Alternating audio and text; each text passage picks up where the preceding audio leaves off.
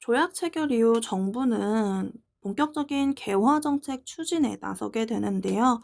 이로 인한 반발적 움직임들도 뒤따르게 되었죠. 그래서 이 정부의 개화 정책 추진을 먼저 살펴보고 이에 따른 반발을 또 정리해 보도록 하겠습니다. 정부는 정치적으로 이 개화 정책을 총괄할 수 있는 통리기무아문을 설치하고 1880년 개화 정책을 총괄하는 기구로 통리기무아문을 설치하고 실무를 담당하는 12사를 두었었죠. 실무를 담당하는 12사를 설치하였다.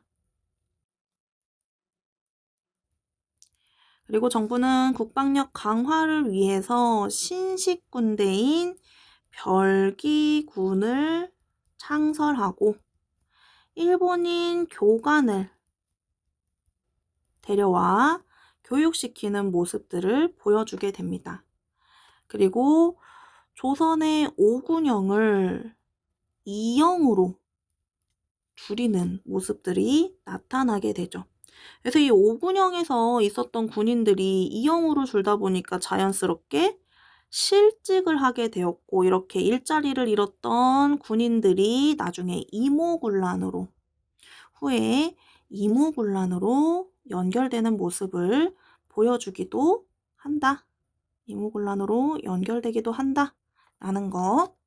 자, 그리고 외교적으로는 여러 나라의 근대 문물을 시찰하기 위해 여러 사절단을 파견하는데요. 일본에는 먼저 강화도 조약 체결 이후 수신사를 파견했었죠. 그리고 1881년 정도에 조사시찰단을 파견하는데 이 조사시찰단은 박전양 등이 비밀리에 파견되었다. 한 6개월 정도 시찰을 했던 이 사람들이 돌아와서 문견사건이라는 보고서를 올리면서 일본의 근대 문물들을 전달하는 모습들을 보여주고 있더라. 그리고 청나라에는 김윤식을 영선사로 파견해서 이 기국 후 기기국이라는 교과서 표현도 있어요.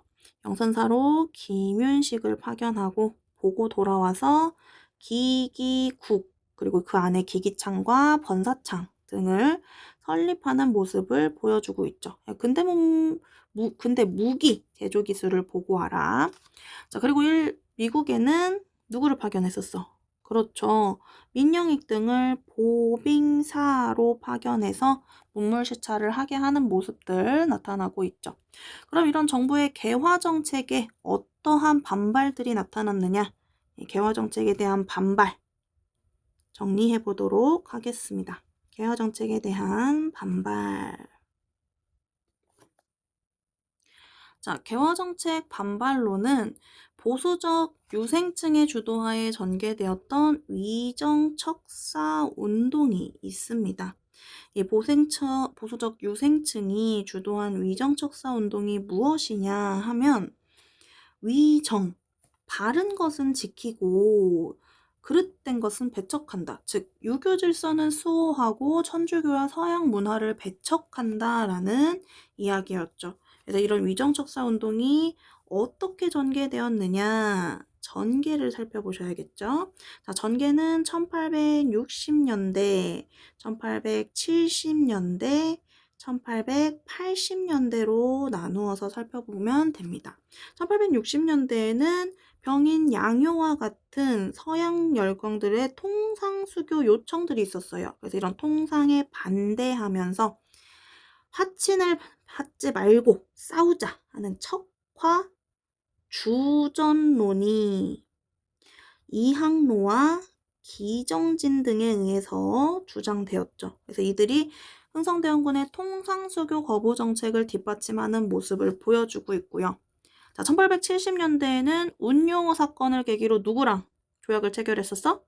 그렇죠. 일본과 조약을 체결하면서 개항을 하게 되었죠. 그래서 이런 개항 반대의 움직임이 나타났다. 그래서 외양 일체론을 주장하면서 최익현 등이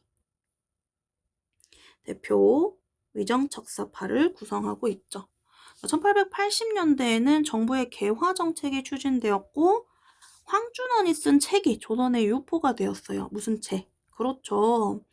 조선 책략. 그래서 이런 개화 반대의 움직임들이 영남 지방의 만 명의 유성들이 쓴 상소, 영남 만인소와 함께 전파됩니다. 그래서 이만손이라든지 하는 사람들이 운동을 하는 모습들. 그리고 나중에 이런 위정척사 운동이 1890년대 항일 의병운동으로 전개되는 모습 보여주고 있더라. 그래서 위정척사 운동의 의의는 뭐냐 하면은 조선의 자주성을 수호하였다. 그러면서 1890년대 항일 의병운동으로 계승되었다. 그러나 역시나 한계점은 있겠죠. 개화정책 추진에 걸림돌이 되었다 하는 것이 있습니다.